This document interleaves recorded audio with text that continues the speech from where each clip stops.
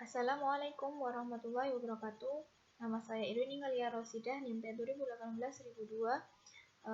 Saya dari kelas PIA 1, kelompok 9, nomor urut 42, dengan tema Kapita Selekta Kepemimpinan Pendidikan Indonesia dengan subtema Problematika dan Fenomena Kepemimpinan Perempuan di Indonesia.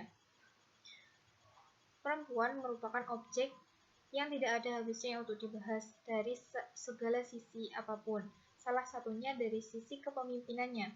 Perempuan dianggap tidak mampu menjadi seorang pemimpin atau bahkan di beberapa daerah tidak mengizinkan atau memberikan larangan atau mengutamakan seorang laki-laki untuk dijadikan sebagai seorang pemimpin.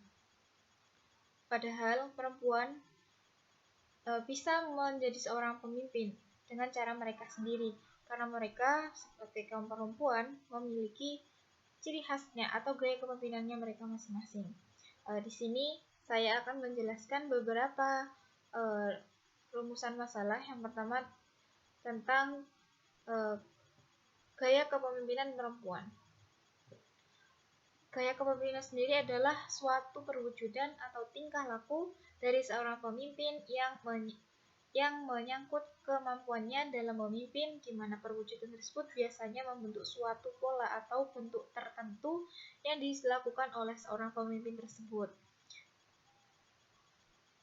Yang selanjutnya yaitu gaya khas kepemimpinan dari seorang perempuan itu ada dua jenis. Yang pertama maskulin feminim dan juga transformasional transaksional.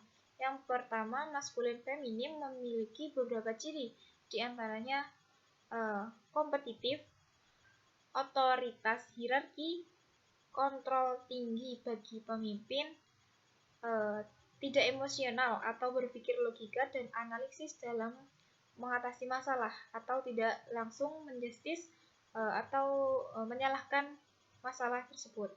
Terus yang selanjutnya yaitu gaya kepemimpinan feminim, yaitu kooperatif, kolaborasi dengan manajer dan bawahan.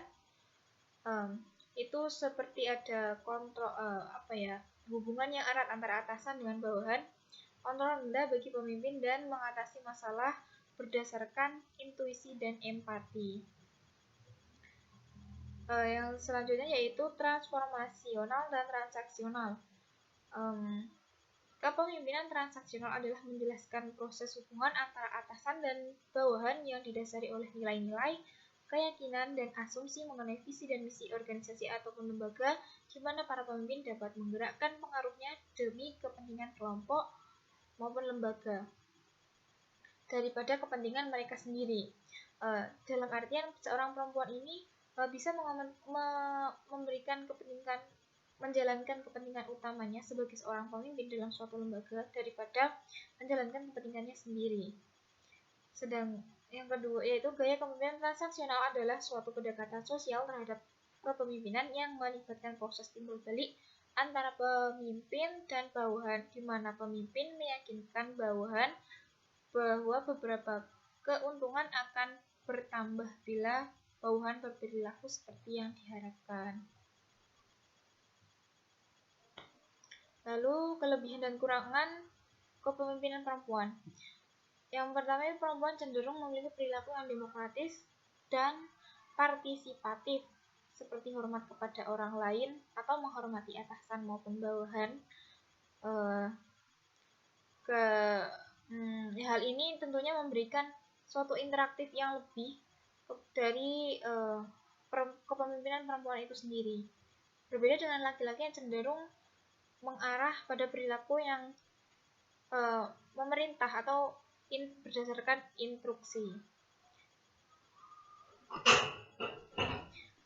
Yang selanjutnya tokoh kepemimpinan perempuan di Indonesia, diantaranya Presiden RI yang kelima yaitu Ibu Megawati Soekarno Putri, Ibu Khofifah Indar Parawansa atau Gubernur Jawa Timur, lalu ada Bupati Banyuwangi yang saat ini, dan juga ada Ibu Puan Maharani, Ketua DPR RI. Yang terakhir yaitu pandangan Islam mengenai kepemimpinan perempuan di Indonesia.